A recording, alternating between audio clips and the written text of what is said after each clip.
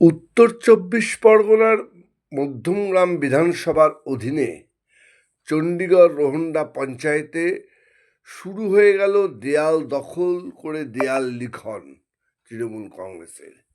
নির্বাচন ঘোষণা এখনো হয়নি, তার মধ্যেই তারা দেয়াল লিখন শুরু করে দিল।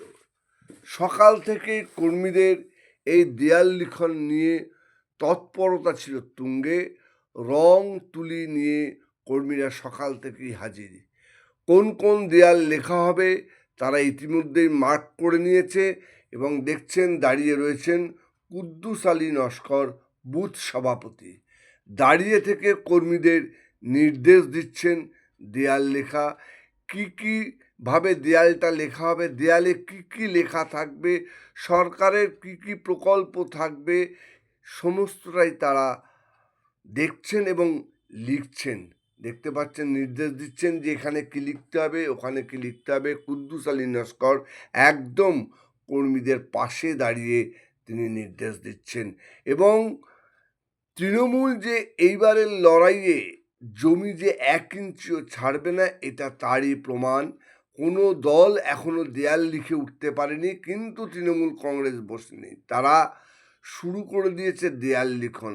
এবার যেদিন দল প্রার্থীর নাম ঘোষণা হবে সেই দিনই তারা প্রার্থীর নাম ঘোষণা করে দেবে। তার আগে যতটা সম্ভব পুরো দেয়ালটা লিখে তারা ফেলতে চাইছে। দেয়ালে বিভিন্ন রকম লেখা তারা দিচ্ছে, সরকারের লক্ষ্মীর ভাণ্ডার থেকে শুরু করে যুব সাথী থেকে শুরু করে বিভিন্ন প্রকল্পের নাম দিয়েও তারা দেয়ালটা লিখছে। দেখতে পাচ্ছেন কুদ্দুস আলী নস্কর নিজে হাতেও সেই দেয়াল লিখনে হাত মিলিয়েছে এবং তারা বলছে প্রথম থেকেই আমরা এবারে লড়াই করব চোখে চোখ রেখে। রং তুলি নিয়ে একটা দেয়াল লেখার পর তারা যাচ্ছে আরও একটা দেয়ালের দিকে।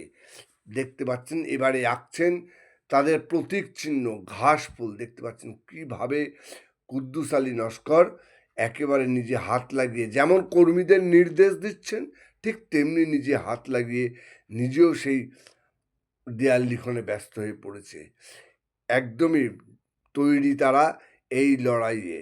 এখানে কোনো দলকে তারা এবার যে জায়গা দেবে না, তারা লড়াইয়ে যে 1 ইঞ্চি জমি ছাড়বে না, এটা বারবার তারা প্রমাণ করছে।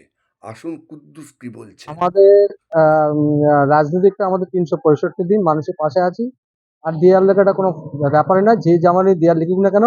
মমতা বন্দ্যোপাধ্যায় 230টা প্লাস সিট নিয়ে আমরা মুখ্যমন্ত্রী, আমরা দেখছি এবং দেখবো। আজকে কোন বুথে আপনারা দেয়াল?